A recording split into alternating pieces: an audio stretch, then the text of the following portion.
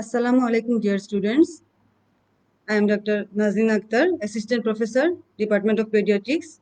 Welcome to you all to today's lecture class of Pediatrics. My today's topic is meningitis. It is very important topic for your final professional examination and also in your practical life. Before going to discuss about meningitis, we should review the anatomy of meninges and cerebrospinal fluid. What is meninges? Meninges is the membranous covering of the brain and spinal cord. It has three layers: dura mater, arachnoid mater, and pia mater. Dura mater is called pachymenings, and arachnoid mater and pia mater are together called leptomeninges. Dura mater is located just beneath the skull bone, beneath the periosteum, and it is separated from the periosteum by a thin space called epidural space.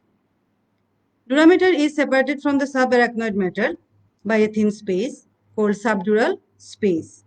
They contain thin film of fluid. But arachnoid mater is separated from the pia mater by a large space called subarachnoid space, which contain cerebrospinal fluid and blood vessels that enters and emerge through the brain. Lastly, the pia mater, which tightly enclosed with the surface of the brain. Cranial meninges continues with the spinal meninges. Now, the circulation of CSF. এটা বোঝা আমাদের জন্য খুব important, কারণ আমরা মেনিনজাইটিসের যে pathogenesis দেখব, এটা যদি আমরা সিএসএফ সার্কুলেশনটা ভালো করে না বুঝি, তাহলে সেই প্যাথোজেনেসিসটা আমরা বুঝতে পারবো না। তাহলে সিএসএফ কিভাবে প্রোডাকশন হচ্ছে? CSF is produced from the arterial blood by choroid plexus of lateral ventricle. Choroid plexus জিনিসটা কি? এটা হচ্ছে tuft of capillary surrounded by modified ependymal cell. আর এই যে tuft of capillary, এটা কোথা থেকে ব্লাড পাচ্ছে? এটা সিস্টেমিক সার্কুলেশন থেকে ব্লাড পাচ্ছে।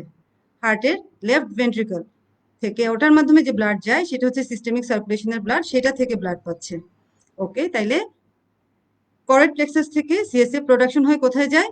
ল্যাটারাল ভেন্ট্রিকলে যাচ্ছে। ল্যাটারাল ভেন্ট্রিকল থেকে সেটা ফোরামেন অফ মনরের মাধ্যমে যাচ্ছে third ভেন্ট্রিকলে।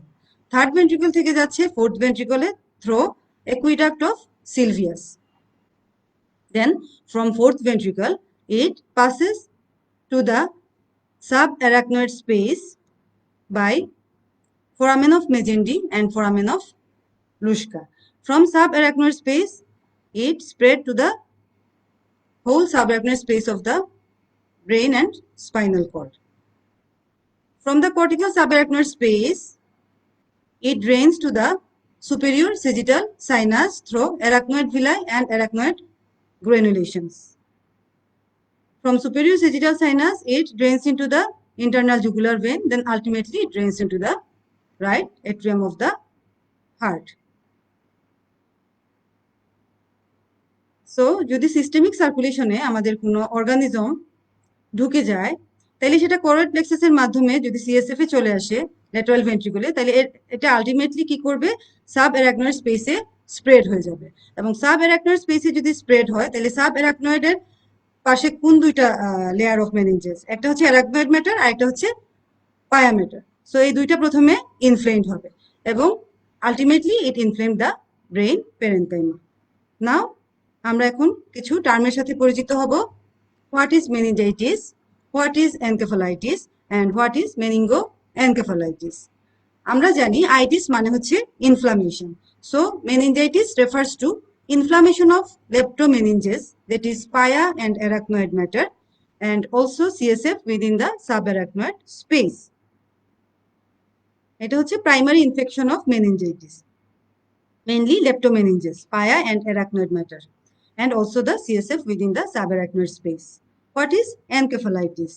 It is the primary involvement of brain parenchyma. যখন অর্গানিজম সরাসরি ব্রেইন প্যারেনকাইমাকে ইনফেক্ট করবে, ইনফ্লামেশন করবে ব্রেইন প্যারেনকাইমাতে, তখন সেটাকে আমরা বলি encephalitis. And what is meningoencephalitis? Anatomic boundaries between meninges and brain parenchyma are often not distinct, and many patients have evidence of both meningeal and parenchymal involvement, and it is called meningoencephalitis. আমরা যখন anatomy দেখেছি সেখানে দেখেছি pyometer is closely adherent with the brain surface. So যখন মেনিনজেসে inflammation হয় এটা খুব সহজেই ব্রেইন ম্যাটারকে ইনফ্লেমড করে ফেলে, এবং আমরা সেই পেশেন্টের মেনিনজাইটিসের সাইন যেমন পাই এনকেফালাইটিসের সাইনও পেয়ে থাকি, তখন সেটাকে আমরা বলি মেনিঙ্গো এনকেফালাইটিস। তাহলে মেনিনজাইটিসের কিছু স্পেসিফিক সাইন যেটা আমরা দেখে থাকি সেটা হচ্ছে sign of meningeal irritation and sign of raised intracranial pressure.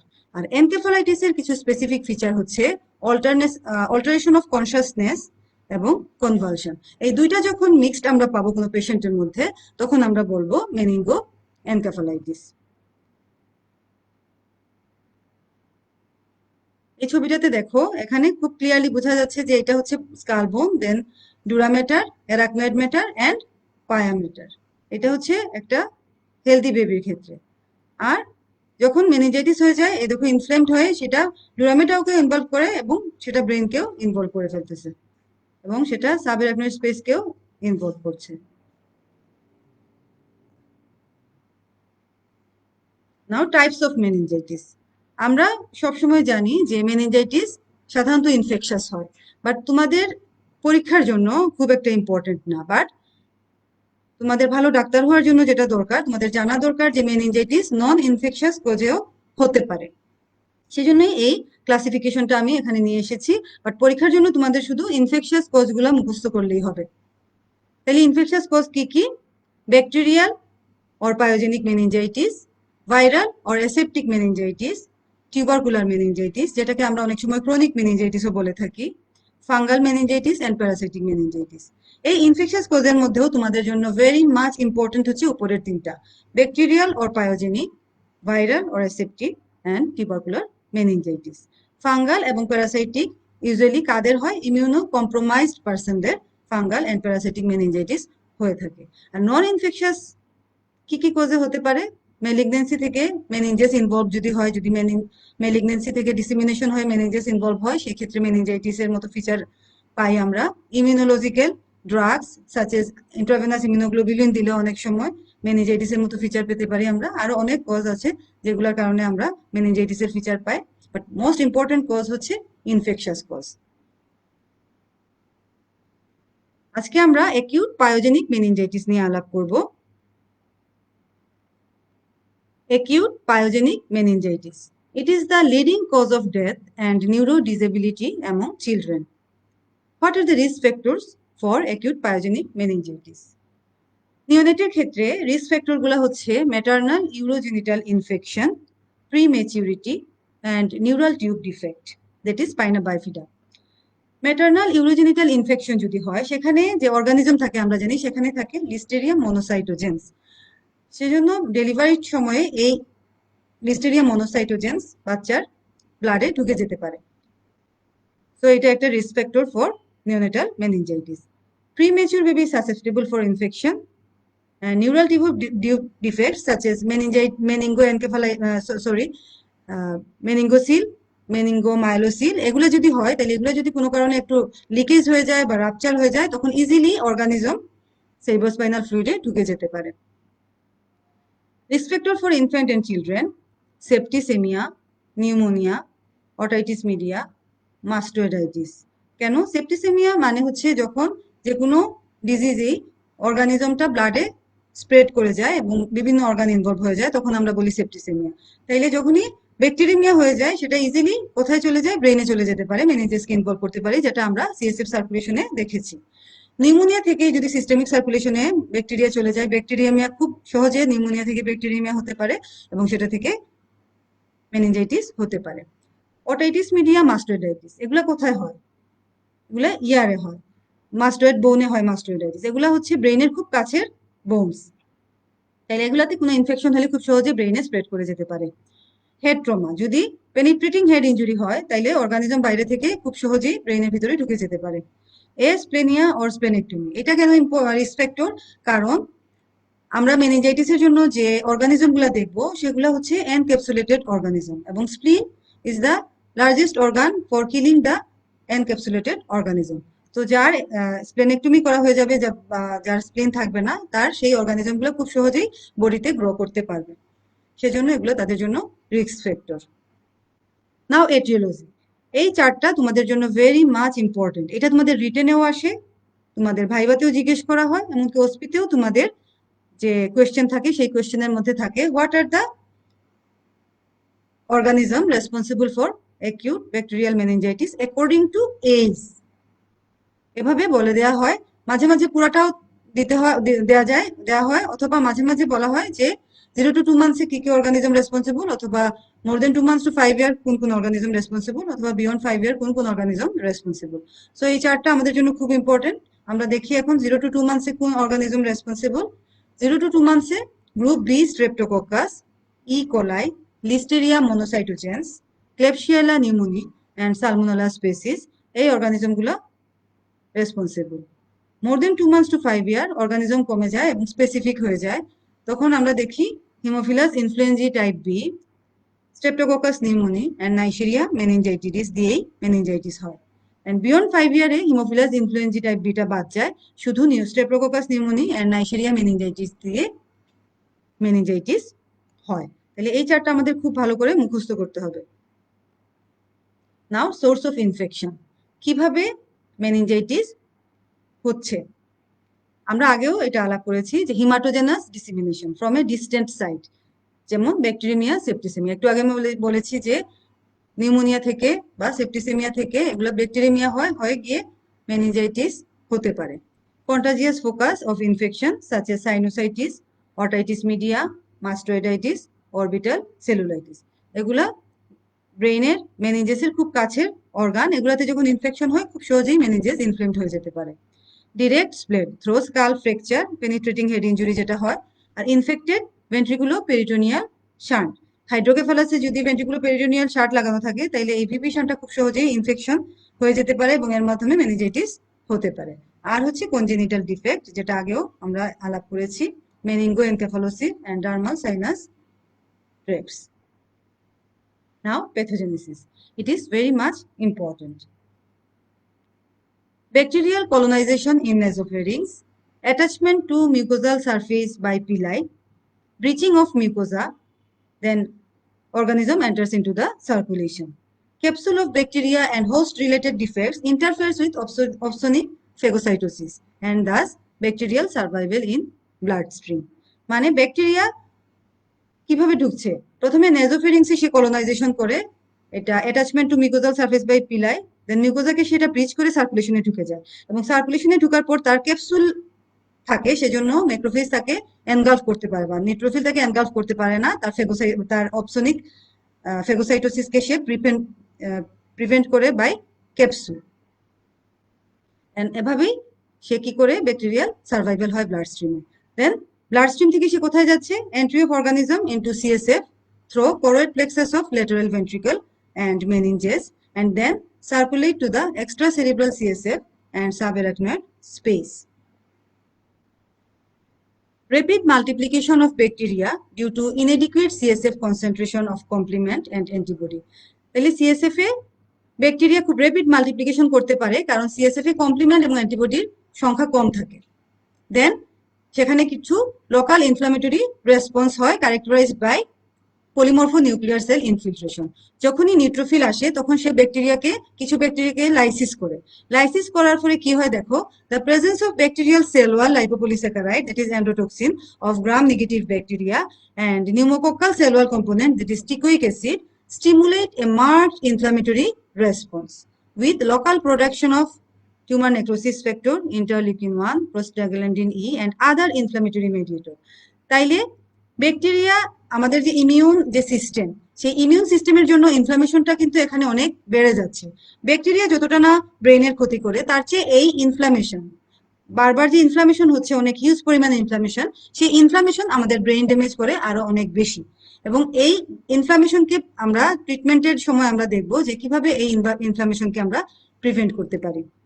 Now the subsequent inflammatory response is characterised by neutrophilic infiltration, increased vascular permeability, alteration of blood-brain barrier, and vascular thrombosis.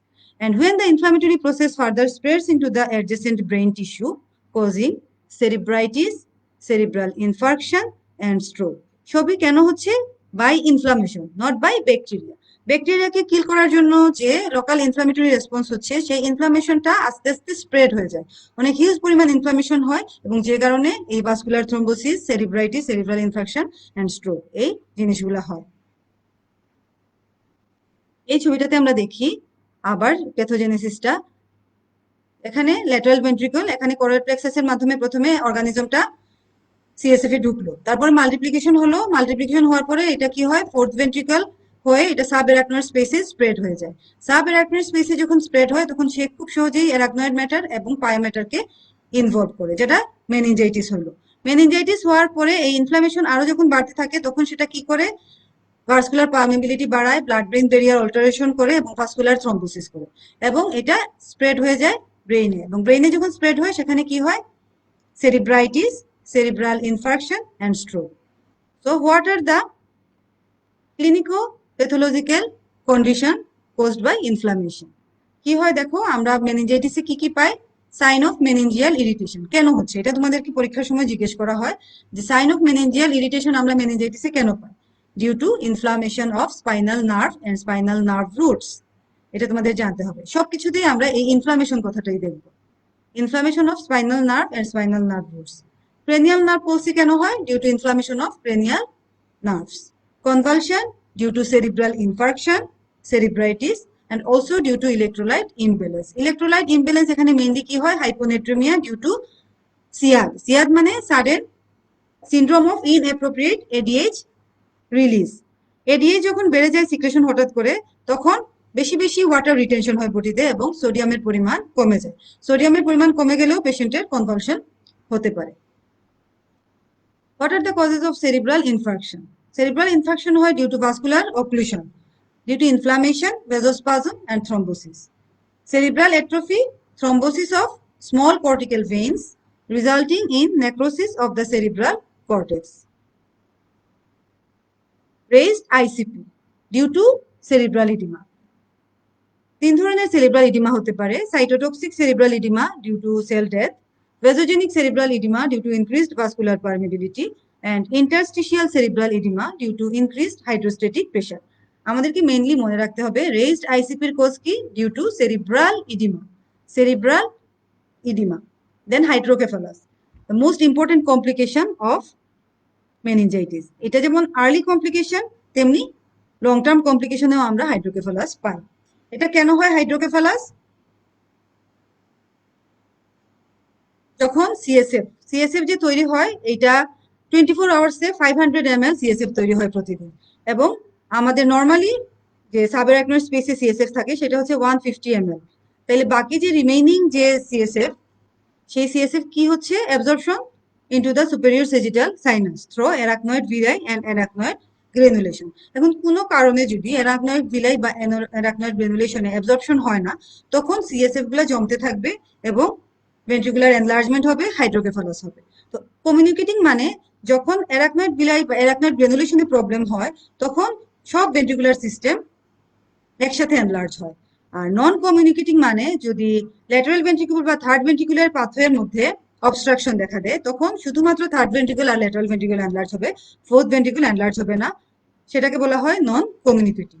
তাহলে initially communicating হচ্ছে obstruction of the arachnoid villi in basal cistern at the base of the brain by purulent meningeal exudate.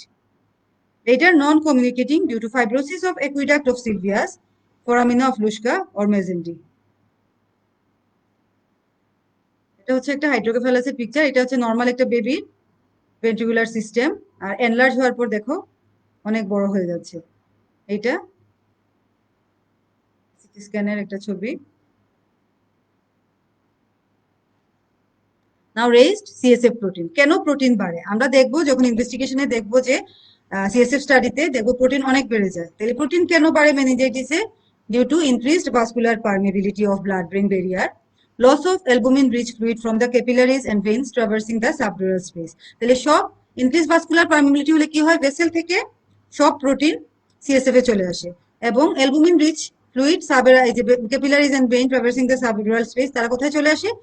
CSF এ চলে আসে। সেজন্য আমরা protein অনেক বেশি পাই। হাইপোগ্লাইকোরিয়া মানে decreased glucose. এটা যখন তোমাদেরকে জিজ্ঞেস করা হয় যে মেনিনজাইটিসে কেন গ্লুকোজ কমে যায় সিএসএফ এ, তখন তোমরা বলো ব্যাকটেরিয়া গ্লুকোজ খেয়ে ফেলে। But it is not the answer.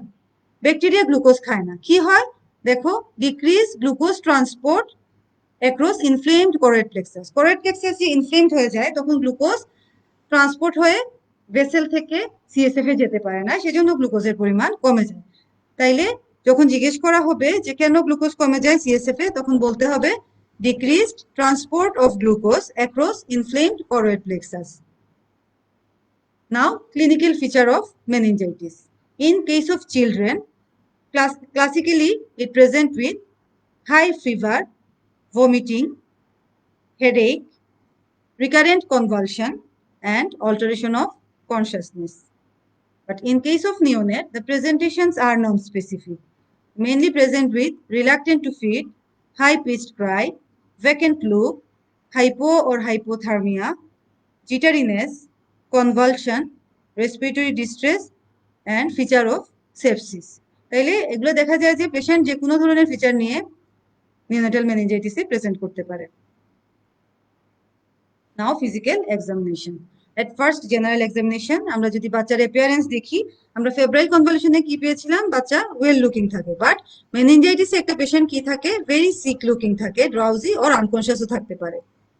Vital sign examination করব আমরা। ভাইটাল সাইন কি কি নিয়ে ভাইটাল সাইন হয়? Heart rate, respiratory rate, blood pressure and temperature. এক্ষেত্রে টেম্পারেচার আমরা কি পাবো? হাই রাইজ অফ টেম্পারেচার পাবো।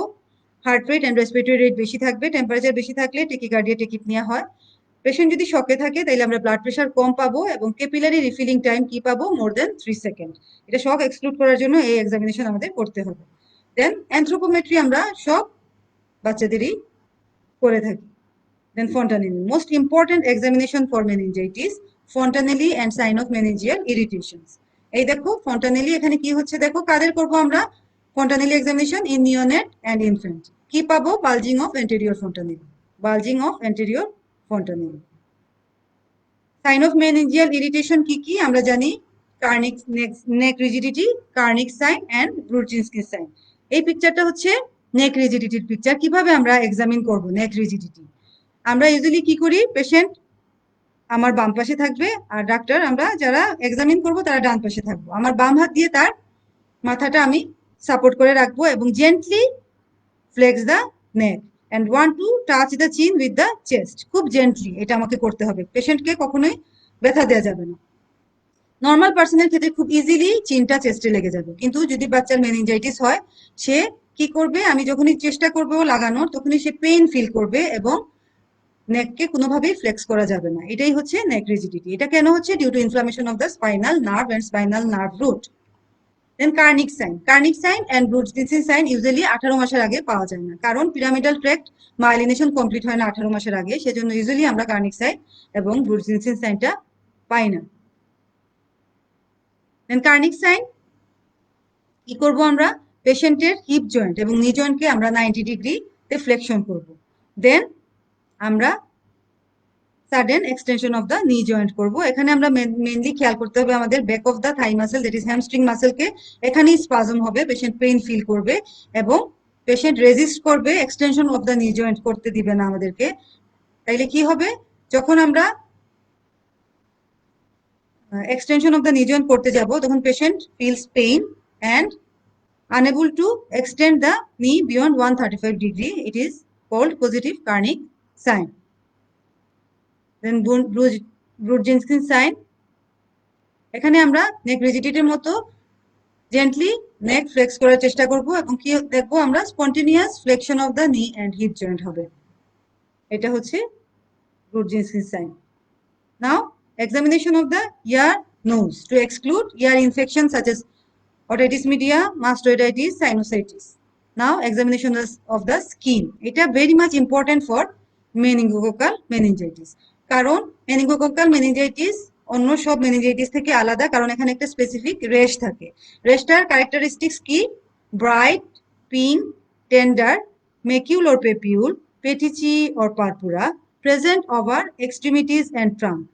এটা কি থাকে দেখো, it is of different shape with reddish periphery and necrotic center.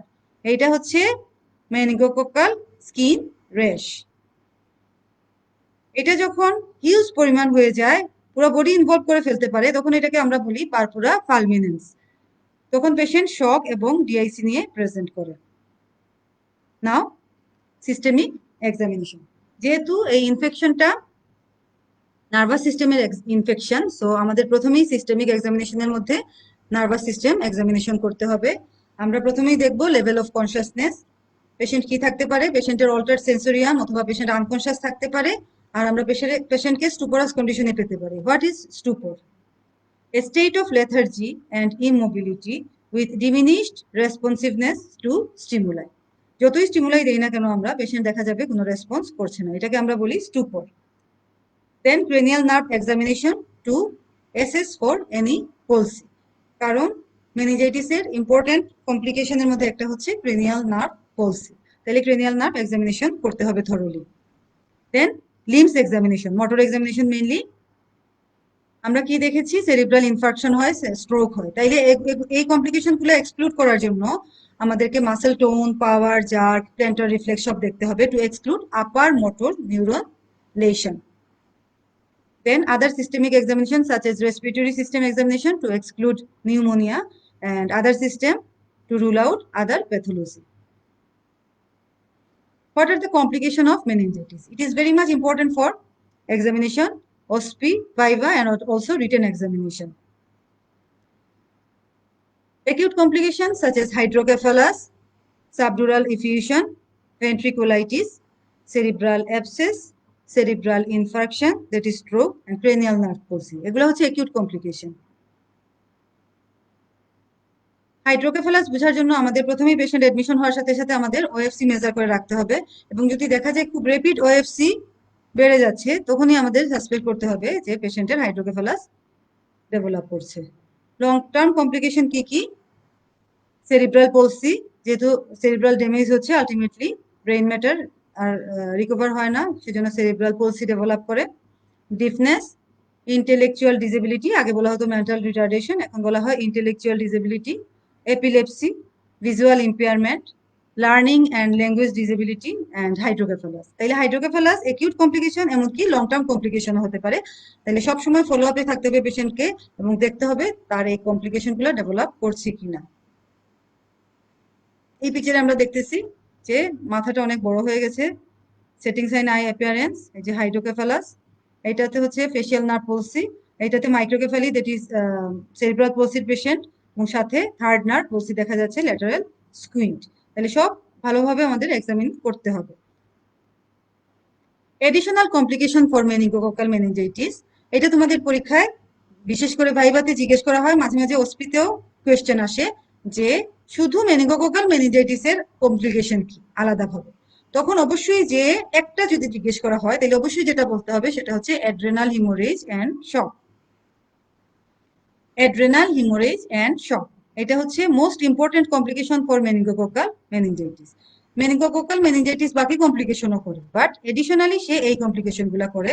তাইলে 1 নাম্বার কমপ্লিকেশন হচ্ছে অ্যাড্রেনাল হিমোরেজ এন্ড শক। যদি জিজ্ঞেস করা হয় আর কি কি কমপ্লিকেশন করতে পারে, তখন আমরা বলবো DIC, myocarditis, lung abscess and renal infarction. Now investigation. প্রথমে আমরা রুটিন ইনভেস্টিগেশন করব, complete blood count and blood for culture and sensitivity. Complete blood কাউন্টে আমরা কি পাবো? Polymorphonuclear leucocytosis. যেহেতু এটা হচ্ছে ব্যাকটেরিয়াল ইনফেকশন, সো আমরা ব্লাডে পলিমরফো নিউক্লিয়ার লিউকোসাইটোসিস পাবো। কালচার সেন্সিটিভিটি খুব important to find out the organism and the antibiotic sensitivity pattern. Now, CSF study. It is the confirmatory investigation for meningitis. এটা আমরা কিভাবে করব? By lumbar puncture. Okay, CSF study করে আমরা কি কি জিনিস দেখি? সিএসএফ স্টাডি আমাদের অবশ্যই প্রথমে সিএসএফটা ফিজিওলজিক্যালি কেমন এটা আমাদের জানতে হবে, কারণ ফিজিওলজিক্যালি আমরা তার মধ্যে কি আছে এটা যদি না জানি, তাহলে আমরা প্যাথোলজিক্যাল প্রবলেমগুলো বুঝতে পারবো না। তাহলে আমাদের জানতে হবে যে সিএসএফ দেখতে কেমন? নর্মাল সিএসএফ দেখতে হচ্ছে ক্রিস্টাল ক্লিয়ার, এই যে crystal clear, but in case of pyogenic meningitis it become hazy, cloudy or purulent. Normal pressure, CSF এর নর্মাল প্রেশার হচ্ছে 50 to 150 মিলিমিটার অফ ওয়াটার। এটা মেজারের জন্য ইউজুয়ালি ম্যানোমিটার ইউজ করা হয়, বাট আমরা ওয়ার্ডে ম্যানোমিটার ইউজ করতে পারি না। আমরা ক্লিনিক্যালি আমরা বুঝতে পারি যে পেশেন্টের সিএসএফ এর প্রেশার বেশি। কিভাবে বুঝতে পারি? নর্মালি সিএসএফ যখন আমরা ড্র করব তখন সেটা ড্রপ বাই ড্রপ ভায়ালে পড়তে থাকে, বাট যখন প্রেশার বেশি থাকে তখন সেটা জেট ফ্লো এর মতো বের হয়ে আসে, তখন আমরা বুঝতে পারি যে সিএসএফ এর প্রেশার অনেক বেশি। দেন বায়োকেমিক্যাল, বায়োকেমিক্যাল টেস্টে আমরা কি কি দেখব? Glucose, protein and chloride.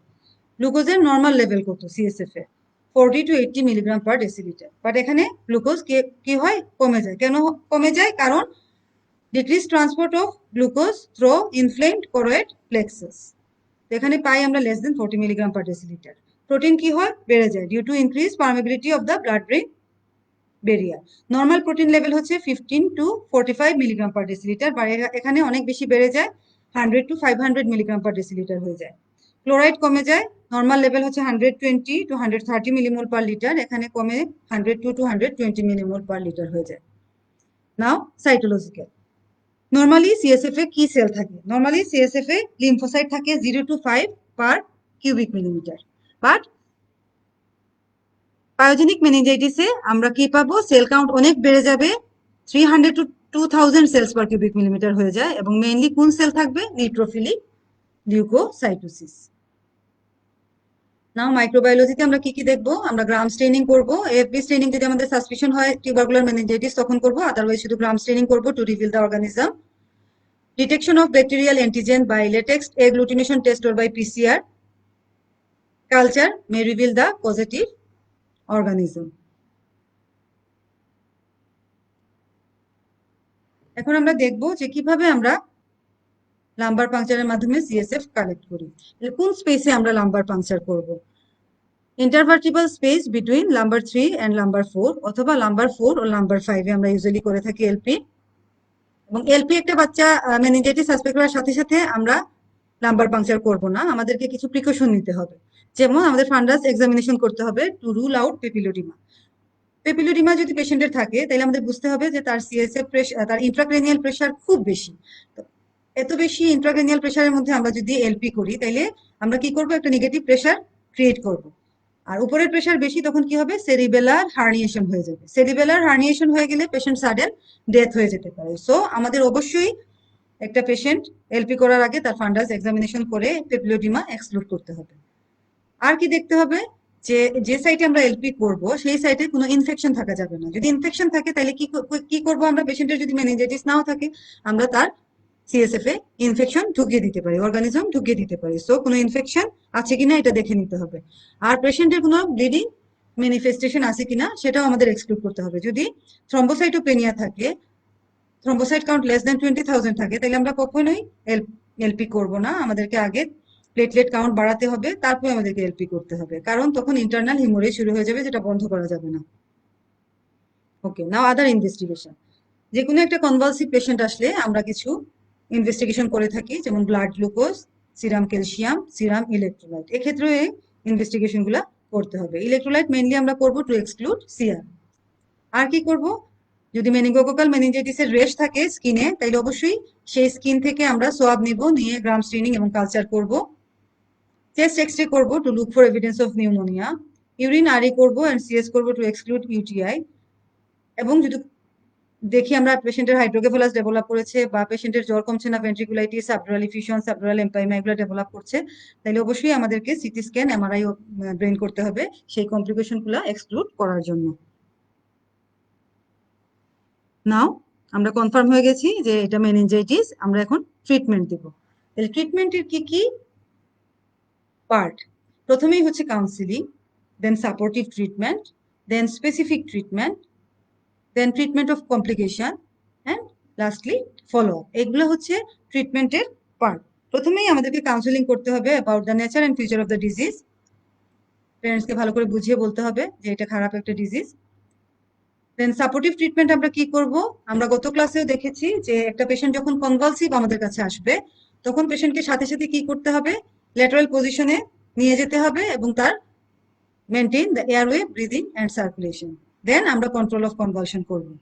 তোমাদের প্রায় একটা কোয়েশ্চেন আসে যে how will you manage a patient with convulsion, তখন তোমরা বেশিরভাগ স্টুডেন্ট তোমরা ফেব্রাইল কনভালশনের ম্যানেজমেন্ট দিয়ে দাও। বাট তোমাদের তো ফেব্রাইল কনভালশনের ম্যানেজমেন্ট চাওয়া হয় নাই, চাওয়া হয়েছে যে এজ এ হোয়াইল একটা পেশেন্ট যখন কনভালশন নিয়ে আসবে তখন তাকে আমরা কিভাবে ম্যানেজ করব। তাহলে তোমাকে প্রথমে বলতে হবে when the patient is convulsive then we should keep the patient in lateral position, then maintain airway, breathing and circulation, and then control of convulsion by drugs. Drug কি কি দিব, তোমাদের আবেদ হোসেন মোল্লা স্যারের বইয়ে খুব সুন্দর করে চার্টটা দেয়া আছে, এখানে আমি সংক্ষিপ্ত ভাবে লিখে এনেছি, তোমরা এটাও ফলো করতে পারো, বাট এখানে ডোজ লেখা নাই, তোমাদের ওই চার্টের মধ্যে ডোজ সহ লেখা আছে। তাইলে একটা পেশেন্ট যখন কনভালসিভ আসবে বা আনকনশাস আসবে তখন আমাদেরকে অবশ্যই তার airway, breathing and circulation maintain করতে হবে, তাকে নাথিং পার অরাল রাখতে হবে, কনভালশন কন্ট্রোল হতে হবে। প্রথমে পাররেক্টাল ডায়াজিপাম দিব আমরা, পাররেক্টাল ডায়াজিপাম দিয়ে যদি পেশেন্টের কনভালশন কন্ট্রোল না হয় আমরা 2বার ট্রাই করতে পারি 10 মিনিট পর, তাও যদি কন্ট্রোল না হয় দেন আমরা কি করব, ইন্ট্রাভেনাস ফিনাইটোইন দিব প্রথমে, তাও যদি কনভালশন কন্ট্রোল না হয় ফেনোবারবিটন দিব, ফেনোবারবিটনেও কনভালশন কন্ট্রোল না হলে আমরা মিডাজোলামে যাব, মিডাজোলাম দিয়েও যদি কনভালশন কন্ট্রোল না হয় তাইলে পেশেন্টকে আমাদের কি করতে হবে, অ্যানেস্থেটিক ড্রাগ প্রোপোফল দিতে হবে, এবং অ্যানেস্থেটিক ড্রাগ দিয়ে দিলে পেশেন্টকে অবশ্যই আন্ডার জেনারেল অ্যানেস্থেসিয়া দিয়ে ইন্টিউবেশন করে ফেলতে হবে, পেশেন্টকে ভেন্টিলেটরি সাপোর্টে দিয়ে দিতে হবে, কারণ পেশেন্ট তখন সব মাসেল রিল্যাক্স হয়ে যাবে, পেশেন্ট নিচ থেকে শ্বাস নিতে পারবে না। তাইলে আমাদের ম্যানেজমেন্ট অফ কনভালশনে আমরা প্রথমে বলবো kept in lateral position, then maintain airway, breathing and circulation, then control of convulsion by following drugs. Patient যখন কনভালশন কন্ট্রোল হয়ে যাবে তখন আমরা কি করব, এনজি টিউব ফিডিং স্টার্ট করব। আর এনজি টিউব ফিডিং স্টার্ট করার আগে তার নিউট্রিশন কিভাবে মেনটেন করব, by IV fluid. IV fluid দিব নর্মাল ডেইলি অ্যালাউন্স, বাট যদি সিয়াদের ফিচার আমরা পাই, হাইপোনেট্রেমিয়া থাকে, তাহলে অবশ্যই আমরা ফ্লুইড রেস্ট্রিকশন করে দিব 20 to 30%। টেম্পারেচার রিডাকশন করব by paracetamol 6 hourly and by tepid sponging. আর সবসময় আমরা ভাইটাল সাইন মনিটর করতে থাকবো, পেশেন্ট যাতে শকে না যায়। Heart rate, respiratory rate, blood pressure, capillary refilling time, urine output 4 to 6 hourly during the first 24 to 48 hours of treatment. এটা হচ্ছে সাপোর্টিভ ট্রিটমেন্ট। নাও স্পেসিফিক ট্রিটমেন্ট, এবং স্পেসিফিক ট্রিটমেন্ট এখানে অবশ্যই যেহেতু ব্যাকটেরিয়া দিয়ে হচ্ছে, এটা হচ্ছে প্যারেন্টেরাল অ্যান্টিবায়োটিক। মেনিনজাইটিসে ওরাল অ্যান্টিবায়োটিক কোনো কাজ করবে না, কারণ সেটা ব্লাড ব্রেন ব্যারিয়ার ক্রস করতে পারবে না, আমাদেরকে অবশ্যই প্যারেন্টেরাল অ্যান্টিবায়োটিক দিতে হবে। তো একটা পেশেন্ট যখন আমাদের কাছে আসলো, আমরা সিএসএফ স্টাডি করার আগে বা ব্লাড ড্র এগুলো যখন পাঠাবো, আমরা এগুলো রেজাল্ট আসার আগেই আমাদেরকে অ্যান্টিবায়োটিক স্টার্ট করে দিতে হবে। আমরা যদি ওয়েট করি আমাদের কাছে রিপোর্ট আসার, তাইলে পেশেন্ট মারাও যেতে পারে। সো যখন আমরা কোনো অর্গানিজম জানবো না তখন যে ট্রিটমেন্টটা আমরা স্টার্ট করি সেটাকে আমরা বলি এম্পেরিক্যাল থেরাপি। তাইলে আমরা এম্পেরিক্যাল থেরাপি কোন অ্যান্টিবায়োটিক দিয়ে স্টার্ট করব, আমরা ব্রড স্পেকট্রাম অ্যান্টিবায়োটিক দিয়ে স্টার্ট করব, যাতে সব অর্গানিজম কভার হয়ে যায়। আমরা কি দিতে পারি, সেফট্রাইক্সন দিতে পারি অথবা সেফোটেক্সিন দিতে পারি, সাথে অবশ্যই দিতে হবে ভ্যানকোমাইসিন।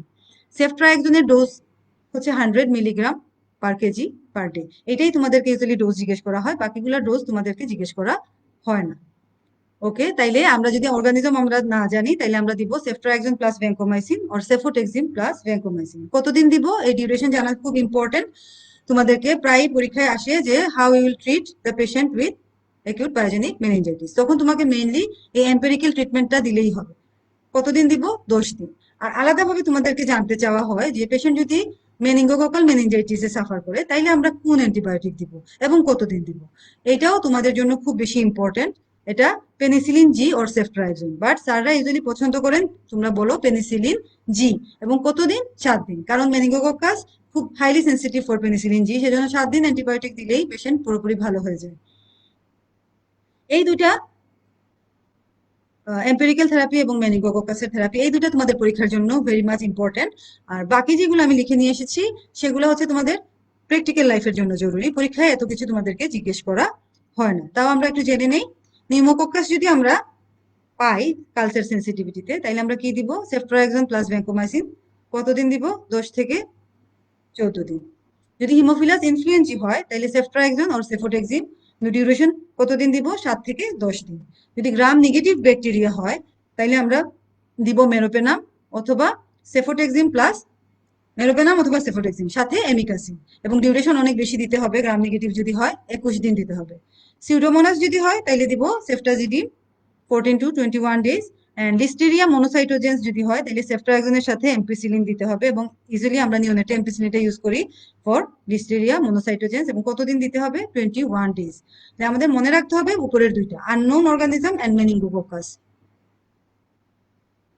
নাও অ্যাডজাঙ্ক থেরাপি, এটা একটা আলাদা, শুধু মেনিনজাইটিসের জন্য অ্যাডজাঙ্ক থেরাপি। কি দিয়ে দেই আমরা? ডেক্সামিথাসোন। আমরা প্যাথোজেনেসিস দেখার সময় দেখেছি যে ব্যাকটেরিয়া যতটা ব্রেনের ক্ষতি করে তার চেয়ে অনেক বেশি ইনজুরি করে ইনফ্লামেশন ইটসেলফ। তাই ডেক্সামিথাসোন অ্যান্টি ইনফ্লামেটরি ড্রাগ দিয়ে সেই ইনফ্লামেশনটা কন্ট্রোল করতে হয়। In meningitis, much of the neuronal damage results from high host immune response to inflammatory cascade initiated by bacterial components. So, use of immune suppressant like dexamethasone in this regard is found beneficial. It suppresses cytokine-mediated inflammatory cascade that occurs after rapid killing of bacteria by antibiotic. Antibiotic দেওয়ার সাথে সাথে antibiotic কি করে? ব্যাকটেরিয়াকে lysis করতে থাকে, এবং bacteria lysis করলে কি হয়? তার যে লাইপোপলিস্যাকারাইড বা টিকুইক অ্যাসিড এগুলো যখন রিলিজ হয় তখন ইনফ্লামেশন আরো বেড়ে যায়। এই ইনফ্লামেশন যাতে না হতে পারে সেজন্য ডেক্সামিথাসোন আমরা কখন দিব? It should be given 1 to 2 hours before starting antibiotic. পরে দিলে হবে না, এটা আমাকে অবশ্যই অ্যান্টিবায়োটিকের 1 ঘন্টা আগে দিতে হবে, মিনিমাম 1 ঘন্টা আগে আমাদেরকে দিয়ে দিতে হবে। ডেক্সামিথাসোন আর কি করে? It reduces cerebral oedema, neutrophil infiltration, and ultimately prevent further neurological damage, particularly sensory neural hearing loss and adhesion between the meninges. তাহলে আমরা দেখেছি যে লং টার্ম কমপ্লিকেশনে ডেফনেস একটা কমপ্লিকেশন। তাহলে যদি আমরা ঠিকমতো ডেক্সামিথাসোন দিতে পারি সেই সেন্সরি নিউরাল হিয়ারিং লসটা হয় না, এবং অ্যাডহেশন বিটুইন মেনিনজেসটাও প্রিভেন্ট হয়। Then treatment of complication.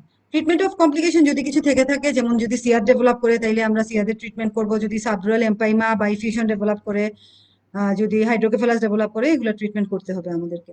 Then follow up. Follow আপে আমরা কি করব? থরলি এক্সামিন করে আমরা কোনো নিউরো ডেফিসিট আছে কিনা পেশেন্টের সেটা আমরা দেখব। প্রতিবার ফলো আপে আমাদের সব থরলি এক্সামিন করতে হবে। নাও প্রিভেনশন। এতক্ষণ আমরা দেখলাম যে মেনিনজাইটিস হলে আমরা কিভাবে ট্রিট করব, বাট মেনিনজাইটিস যাতে না হয় সেজন্য আমরা কি ব্যবস্থা নিতে পারি। আমাদের ইপিআই শিডিউলের ভ্যাকসিনেশনকে কেন আমরা এত গুরুত্ব দেই? কারণ ইপিআই শিডিউলে আমরা নিউমোকোকাসের এগেনস্টে পিসিভি ভ্যাকসিন দিচ্ছি, হিমোফিলাস ইনফ্লুয়েঞ্জি টাইপ বি এর এগেনস্টে আমরা হিপ ভ্যাকসিন দিচ্ছি, যেটা পেন্টাভ্যালেন্টের মধ্যে ইনক্লুডেড। তাইলে দেখো, এই ইপিআই শিডিউল যদি কেউ খুব ভালোভাবে ফলো করে তাদের কিন্তু মেনিনজাইটিস, নিউমোনিয়া এইসব মারাত্মক ডিজিজ হবে না। সো সবাইকে আমাদের ইপিআই শিডিউলের ভ্যাকসিনেশনের ব্যাপারে উৎসাহিত করতে হবে। তাহলে আমরা কিভাবে প্রিভেনশন করতে পারি? By routine vaccination with haemophilus influenzae type B 3 doses from 1.5 months of age given in EPI schedule, pneumococcal conjugate vaccine 3 doses from 1.5 month of age given in EPI schedule, and meningococcal conjugate vaccine যেটা আমাদের EPI শিডিউলে নাই, এটা আমরা 2টা dose দিতে পারি after 2 years of age। 2 বছরের পরে আমরা রুটিনলি এটা দিতে পারি। আর কাদেরকে আমরা ভ্যাকসিনেশন করতে পারি? Before travelling to N endemic area. কোনো এরিয়াতে যদি মেনিনজাইটিস খুব বেশি আমরা জানি তাহলে সেই এরিয়াতে ভিজিট করার আগে অবশ্যই বাচ্চাদেরকে ভ্যাকসিনেশন করিয়ে নিয়ে যেতে হবে। মাঝে মাঝে অ্যাডাল্টেও বা বাচ্চাদের যখন হজে যাওয়া হয় তখন কিন্তু এই সব ক্যাপসুলেটেড অর্গানিজমের এগেনস্টে সব ভ্যাকসিন দিয়ে নিয়ে যাওয়া হয়। আর কিভাবে আমরা প্রিভেন্ট করতে পারি? By chemoprophylaxis for susceptible individual or for close contact. ধরো কোনো একটা বাচ্চা ডে কেয়ারে ছিল, তার যদি মেনিনজাইটিস থাকে তাহলে আশেপাশের বাচ্চাদেরও মেনিনজাইটিস হওয়ার সম্ভাবনা থাকবে। অথবা একটা ফ্যামিলিতে যদি একটা বাচ্চার হয়, আরো বাচ্চার যদি খুব ক্লোজ কন্টাক্টে থাকে তাদের মেনিনজাইটিস হওয়ার পসিবিলিটি থাকে। এরকম যদি খুব ভালনারেবল কোনো চাইল্ড থেকে থাকে সেক্ষেত্রে আমরা কেমোপ্রোফাইলেক্সিসের মাধ্যমে মেনিনজাইটিস প্রিভেন্ট করতে পারি। এবং কেমোপ্রোফাইলেক্সিস আমরা কি দিয়ে করি বাচ্চাদের? আমরা রিফাম্পিসিন দিয়ে করি। নেশিরিয়া মেনিনজাইটিসের ক্ষেত্রে আমরা রিফাম্পিসিন দিই 2 দিন, আর হিমোফিলাস ইনফ্লুয়েঞ্জি টাইপ বি এর ক্ষেত্রে আমরা রিফাম্পিসিন দিব 4 দিন। আর অ্যাডাল্টের ক্ষেত্রে আমরা ইউজুয়ালি সিপ্রোফ্লক্সাসিন সিঙ্গেল ডোজ দিয়ে কেমোপ্রোফাইলেক্সিস দিয়ে থাকি। What are the prognosis of pyogenic meningitis? Appropriate antibiotic therapy and supportive care have reduced the mortality rate of pyogenic meningitis beyond the neonatal period to to less than 10%। তাহলে ঠিক মতো যদি আমরা treat করতে পারি পেশেন্টকে অ্যান্টিবায়োটিক এপ্রোপ্রিয়েট অ্যান্টিবায়োটিক দিয়ে যদি ঠিক মতো ডায়াগনোসিস করতে পারি ট্রিট করতে পারি নিওনেটাল পিরিয়ডের পরে, তাইলে কিন্তু ডেথ রেট অনেক কমে যায়, মর্টালিটি রেট লেস দেন 10%-এ নেমে আসে। তাইলে আমাদেরকে খুব ভালোভাবে পেশেন্টের ডায়াগনোসিস করতে হবে, ট্রিটমেন্ট দিতে হবে। The highest mortality rates are observed with pneumococcal meningitis. So আমাদেরকে অবশ্যই বাচ্চাদেরকে ভিআই ভ্যাকসিনের আন্ডারে নিয়ে আসতে হবে যাতে পেশেন্টের এই নিউমোকক্কাল মেনিনজাইটিস না হয়। Severe neurodevelopmental sequelae may occur in 10 to 20% of patients and as many as 50% have some neurologic sequelae. দেখো মেনিনজাইটিস হয়ে যদি বাচ্চা ভালোও হয়ে যায় তাও তার 50% পেশেন্টের ক্ষেত্রে নিউরোলজিক সিকুয়েলি থেকে যাওয়ার সম্ভাবনা, যেমন লং টার্ম কমপ্লিকেশন আমরা কি দেখেছি, ডিফনেস দেখেছি, visual impairment, mental retardation, epilepsy, এগুলা। আর সিভিয়ার নিউরোডেভেলপমেন্টাল সিকুয়েলি দেখা দেয় 10 to 20% পেশেন্টের ক্ষেত্রে। তাহলে প্রগনোসিস ইউজুয়ালি একটু রিটার্ডেডই থাকে মেনিনজাইটিসের ক্ষেত্রে। The prognosis is worse among infant younger than 6 months and in those with very high cell count in CSF. Prognosis সবচেয়ে ওর্স্ট কাদের? নিওনেট এবং 6 মাসের কম বয়সী যে বাচ্চারা থাকে তাদের যদি মেনিনজাইটিস হয় তাদের ফেট খারাপ, এবং সিএসএফ এ যদি আমরা সেল কাউন্ট নিউট্রোফিলিক লিউকোসাইটোসিস যদি অনেক বেশি পাই সেক্ষেত্রে দেখা যায় যে অ্যান্টিবায়োটিক দিয়েও অনেক সময় বাচ্চা ভালো হয় না, আর ভালো হলেও তার নিউরো ডেভেলপমেন্টাল সিকিউলি থেকে যায়। তাইলে মেনিনজাইটিস আমাদের প্র্যাকটিক্যাল লাইফের জন্য অনেক বেশি ইম্পর্টেন্ট, মেনিনজাইটিস ডায়াগনোসিস করা এবং ট্রিটমেন্ট করা। এবং তোমাদের পরীক্ষার সময় একটা কোয়েশ্চেন আসে যে what are the causes of fever with convulsion এবং কিভাবে আমরা এটা ডিফারেন্সিয়েট করতে পারি। তাইলে আমরা ইউজুয়ালি ফিভার উইথ কনভালশন নিয়ে আসলে আমাদের প্রথম কোজ হচ্ছে ফেব্রাইল কনভালশন, সেকেন্ড হচ্ছে মেনিনজাইটিস, থার্ড হচ্ছে এনকেফালাইটিস এবং ফোর্থ হচ্ছে সেরিব্রাল ম্যালেরিয়া। এবং আমরা কিভাবে এটা ডিফারেন্সিয়েট করতে পারি, আমরা মেনিনজাইটিস যদি হয় তাহলে সিএসএফ স্টাডি করে এটা ডিফারেন্সিয়েট করতে পারি, এটা ফেব্রাইল কনভালশন থেকেও আমরা আলাদা করতে পারবো, এনকেফালাইটিস থেকেও আলাদা করতে পারবো। আর যদি সেরিব্রাল ম্যালেরিয়া হয় সেই ক্ষেত্রে আমরা ইউজুয়ালি কি করি, আমরা পেরিফেরাল ব্লাড ফিল্ম করে মেনিনজাইটিস থেকে আলাদা করে থাকি। তো নেক্সট ক্লাসে আমরা পড়বো টিউবারকুলার মেনিনজাইটিস এবং ভাইরাল এনকেফালাইটিস। ততদিন পর্যন্ত সবাই ভালো থাকো, সুস্থ থাকো, সাবধান থাকো। আল্লাহ হাফেজ।